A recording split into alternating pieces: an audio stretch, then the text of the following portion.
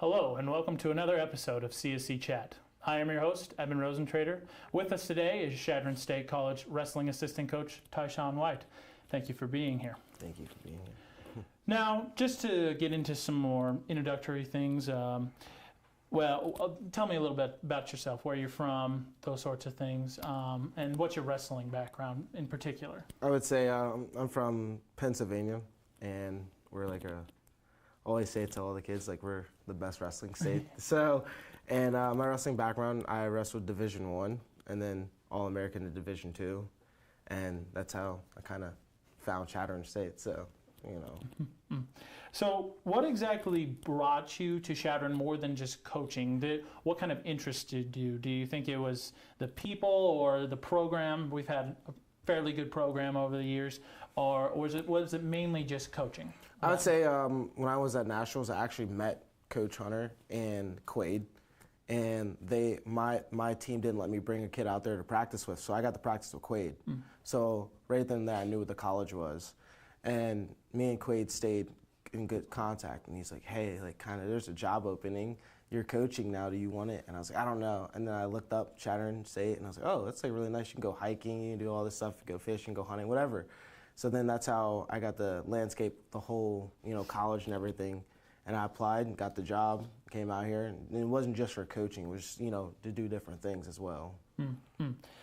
Tell me a little bit about the transfer over from being a wrestler to being a coach. Like, is it mostly much of the same, or do you think it's a completely different type of dynamic, especially when it relates to like your relationships with other wrestlers and other coaches of that sort?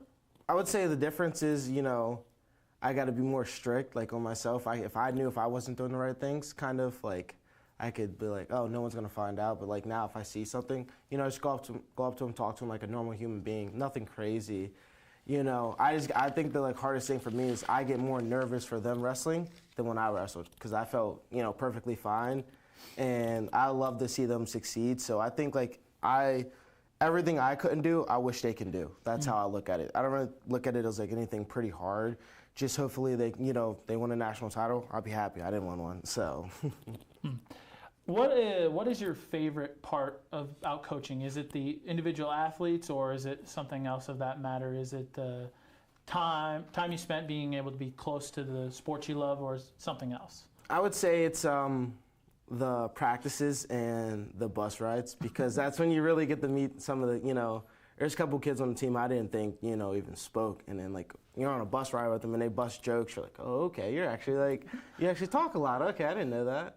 And in practice, you see them, like, their good and bad side. Because once you're in a match, you're not going to see both. Like, if they can freak out, whatever, you see how they manage themselves if they get too stressed out in practice. So that's why I would say practicing, on the bus rides, for sure.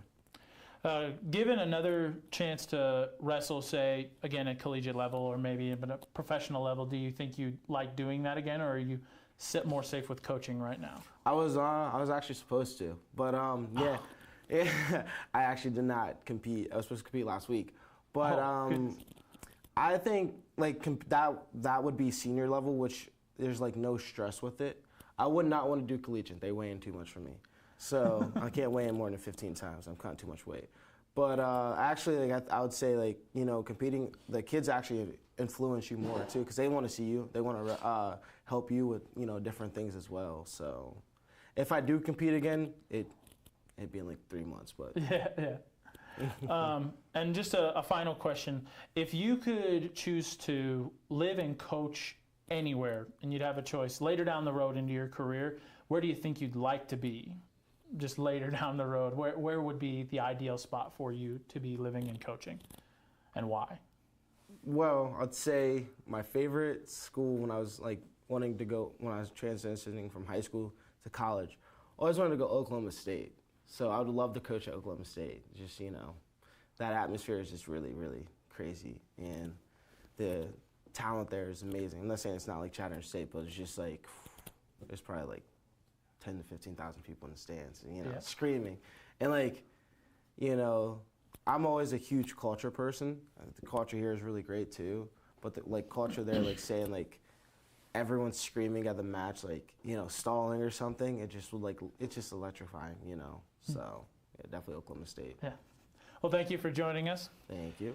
People of Chadron in particular, and the world in general, we thank you for your viewership and encourage you to join us next time for another exciting episode of CSC Chat. Thank you.